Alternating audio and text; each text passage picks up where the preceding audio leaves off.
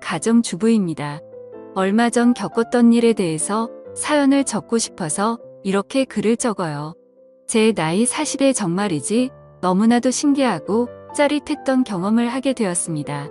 남편과 지금까지 살면서 한 번도 부족한 것 없이 사랑을 주고받고 행복하게 살고 있다고 생각했었는데 그날의 추억은 정말로 너무나도 강렬해서 아직까지 잊혀지지가 않네요. 그렇다고 저희 부부가 사이가 안 좋았던 것도 아닙니다. 저희 부부는 예전부터 금술이 좋기로 유명해서 주변 사람들도 부러워할 정도였어요. 그리고 남편은 신혼 때부터 지금까지 10년이 넘는 시간 동안 한결같이 저를 사랑하고 아껴주었습니다.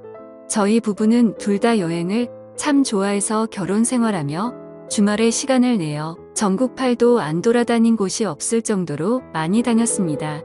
그러다 저번 달에 남편이 산나물이 드시고 싶다고 해서 저희 부부는 산나물도 좀 캐고 겸사겸사 등산도 할 겸 지리산 나들이를 가게 되었던 거죠. 그날은 날씨도 좋았고 몇 년 전부터 시작한 팬데믹으로 인해 여행을 거의 못 다녔기 때문에 마음이 한참 들떴습니다. 산도 좋고 꽃도 좋고 비록 사람이 생각보다 많아서 걱정을 하긴 했지만 마스크를 잘 쓰고 있으니 괜찮을 거라 생각했었습니다. 남편과 손을 잡고 연신 콧노래를 흥얼거리며 산을 올라가 있었죠. 생각보다 나물 캐는 분들이 많아서 그런지 별다른 수확은 거의 없었지만 그래도 경치가 좋아서 주변을 구경하는 맛은 있더라고요. 게다가 오랜만에 도시에서 벗어나 산속 풍경을 보니까 저절로 힐링이 되는 듯 했습니다. 그러다가 너무 흥이 겨운 나머지 제가 잠깐 한눈 파는 사이에 다리를 헛디뎌서 넘어지고 말았습니다. 다행히도 크게 다친 곳은 없는 것 같았지만 살짝 발목이 삐었는지 약간은 지끈하더라고요. 그래도 이 정도면 올라가는데 문제는 없겠다 생각하고 걱정하는 남편에게 괜찮다고 걱정하지 말라고 말을 했고 천천히 올라가면 될 것 같아요. 라고 이야기하고 다시 산을 올라가기 시작했는데 얼마 지나지 않아서 다리가 점점 퉁퉁 붓는 느낌이 들고 걸음을 내딛기가 쉽지 않았습니다. 제가 점점 남편을 따라가지 못하고 뒤처지면서 걷기가 힘들어 보이자 남편은 그런 제가 걱정되었는지 그냥 여기서 다시 돌아서 내려가자고 했고 남편의 부축을 받아 힘겹게 한 발 한 발 조심해서 산을 내려오고 있었어요. 원래 산이라는 게 올라가는 것보다 내려가는 게 더 힘든 것처럼 남편의 부축을 받고 있어도 발목이 점점 아파오고 나중엔 천천히 걷는 것조차 힘이 들더라고요. 몇 걸음 걷다가 쉬고 또 얼마 걷다 말고 앉아서 쉬니까 이러다가는 해지기 전에 내려갈 수 있을까 점점 초조해지고 걱정이 되기 시작했습니다. 남편은 더 늦기 전에 빨리 구조대라도 부르자고 하는데 솔직히 크게 다친 것도 아니고 이런 일로 열심히 일하시는 분들 불러다가 민폐를 끼치고 싶지는 않더라고요. 그렇다고 남편이 저를 업고 내려가기에는 경사가 심해서 너무 위험했고 최선의 방법은 그냥 한 발 한 발 조심히 내려가는 방법 말고는 없어 보였습니다. 그런데 그때 앉아서 쉬고 있는 제 곁으로 누군가가 다가왔어요. 개량 한복을 입고 고무신을 신고 있는 사람이었는데 순간 제정신이 아닌 사람인 것 같아서 무서웠습니다. 머리는 백발이 풍성이 나 있었고 수염은 언제 자른 건지 덥수룩하게 보이더라고요. 그냥 겉모습만 보고 드는 생각은 청학동 훈장님이라고 해도 믿을 정도였습니다. 아무튼 그분은 천천히 저희 쪽으로 다가오면서 무슨 일이냐고 다쳤냐고 물어보는데 그냥 신경 쓰지 말고 가던 길 갔으면 하는 마음이 들더라고요. 그래도 그런 걸 내색하면 예의가 아니다라는 생각에 다리를 살짝 삐끗했다고 대답을 했습니다. 그러자 이내 그 사람은 자기가 좀 봐주겠다면서 제 다리를 만져봤습니다. 그러자 낯선 사람이 제 다리를 건드리니까 남편이 발끈하며 그 산도깨비 같은 사람에게 당신 뭐하는 사람이야? 하고 소리를 쳤죠. 돌아오는 대답은 자기는 이 산에 사는 산신령이라는 둥 뭐라 하는데 가짜는 헛소리라고 생각했습니다. 하지만 다른 대안이 없었기도 했고 믿져야 본전이라는 생각에 남편에게 괜찮다고 대답을 했죠. 그리고는 그 산신령이라는 사람이 거친 손으로 제 삐끗한 다리를 여기저기 만지기 시작하다가 허리춤에서 뭔가를 꺼냈는데 작은 바늘이 잔뜩 들어있는 침이었었죠. 능숙하게 라이터로 소독을 하더니 제 다리에 여기저기 침을 놓기 시작했습니다.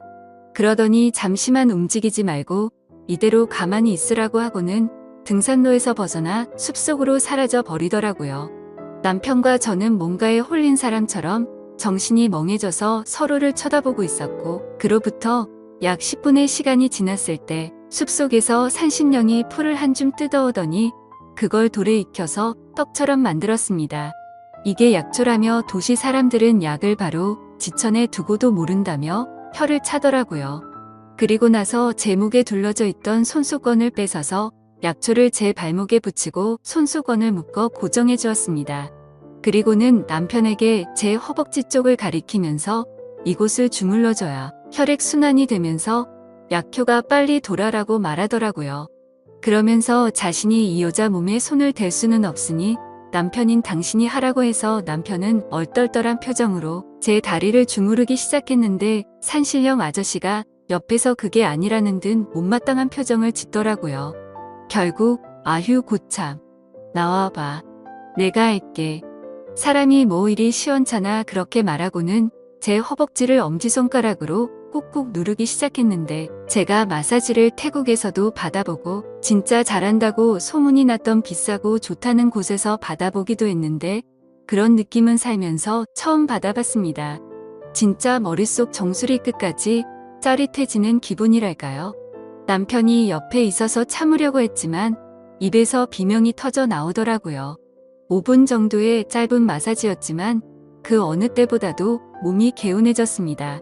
그러다니 자기 물건을 챙겨서 호련히 일어나서 가려고 하더군요. 이제 조심해서 내려가. 내려가면 당분간 다리 쓰지 말고.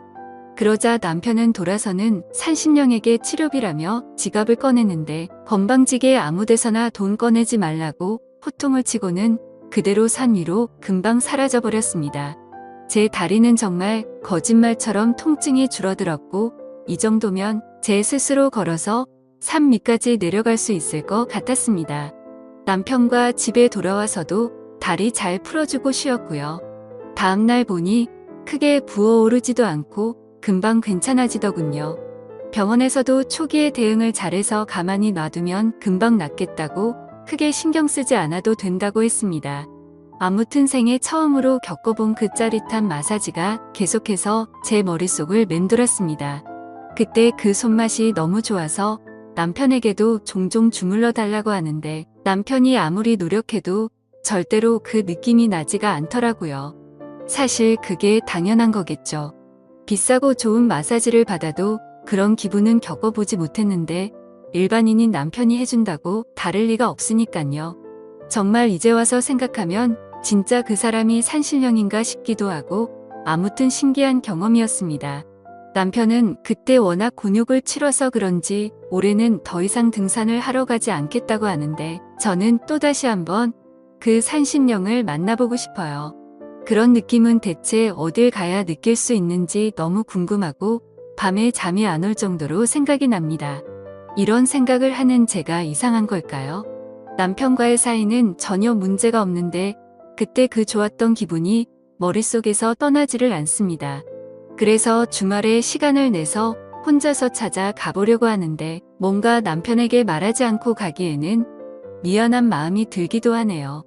그렇다고 솔직하게 그때의 일이 생각나서 다시 찾아간다고 말하는 것도 이상한 것 같습니다. 여러분들이라면 어떻게 하실 것 같나요? 저도 이런 질문을 하는 제가 이상한 거 잘 알지만 이런 경험 해보지 못한 분들은 저를 절대 이해 못하실 것 같네요. 솔직히 그 정도로 잊지 못할 경험이었다고만 말하겠습니다. 아무튼 어떻게 하면 좋을지 좋은 말씀 부탁드립니다. 제 이야기는 여기까지입니다. 구독과 좋아요, 알람 설정 부탁드려요. 감사합니다.